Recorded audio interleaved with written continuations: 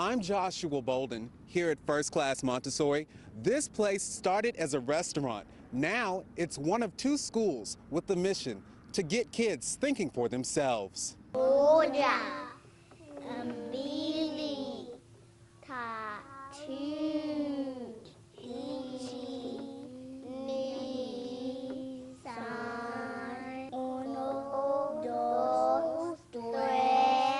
Did you get all of that? Well, if you didn't, maybe it's because you don't speak basic Swahili, Japanese, and Spanish. When I say gracias, you say de nada. That's it. But the kids, ranging from toddlers to third grade at First Class Montessori, do. It's all part of Principal Evelyn Hibbler's mission to teach the Montessori way and get kids thinking for themselves. Before she discovered the educational style of Dr. Maria Montessori, she started here 35 years ago at Memphis City Schools. I taught in the Memphis City School System for 10 years, and I was teaching vocal music. And then my husband at that time was transferred to Seattle to do a certain study and research. And at the time, also, my children were attending a Montessori school in Memphis. I noticed how my 4-year-old daughter was bringing home little letters, 4-letter words, and pronouncing them on little strips of paper. And I was impressed with her ability to read at that age. In my junior high school environment, some of our children were having problems with reading, and I felt that they could have or should have been exposed to more phonics at that particular time.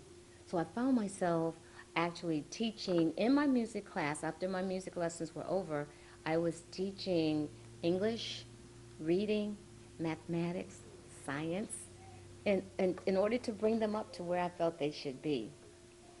So I said, well, you know, I'm so interested in the children achieving, maybe I can start at the very beginning. So that was an opportunity when we moved to Seattle, Washington, and I went into the Montessori school, and I saw the children reading, and they were in the environment going from work to work to work, and independently. And I decided to resign from the school system.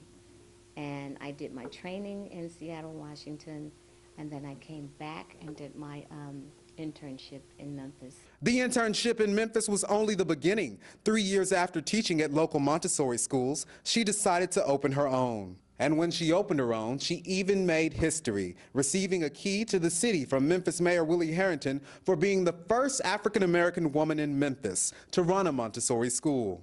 So we're here at 1336 Peabody Avenue.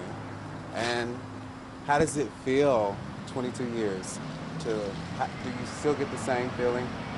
I still get the same excitement that I had when I first peeped into the windows to see whether or not this particular building would enrich the lives of the children that I wanted to teach.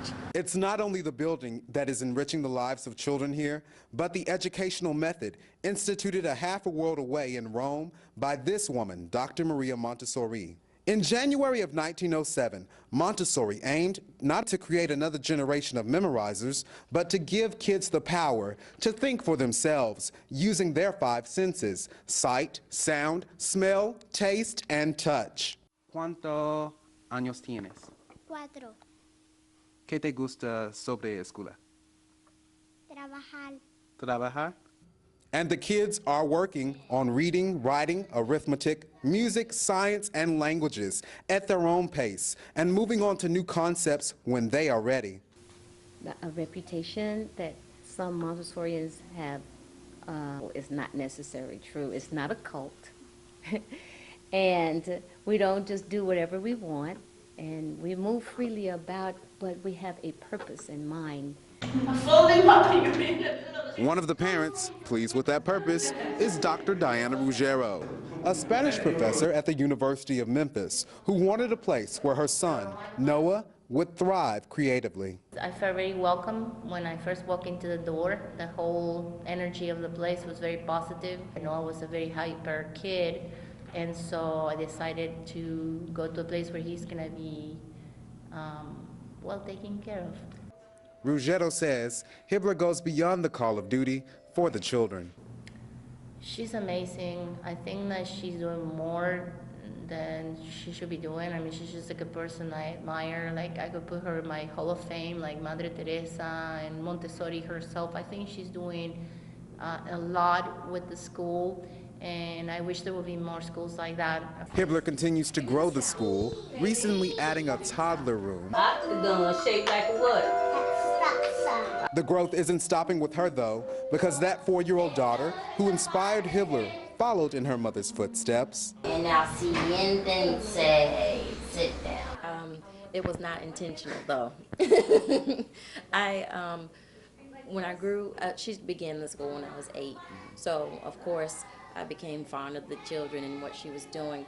I didn't necessarily want to go into the education field, but when I got to college and realized, hey, this is something I'm going to do for the rest of my life, it might be something that I love and I'm passionate about, I decided to go on into the education field because it's kind of like it comes natural to me.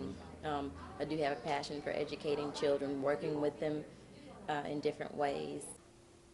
With the teacher's passion for teaching and the children's appetite for knowledge, one thing is certain. These Montessori kids are on a path where They begin to think for themselves. Now, First Class Montessori is located here in Cordova and in Midtown. For more information, visit firstclassmontessori.com.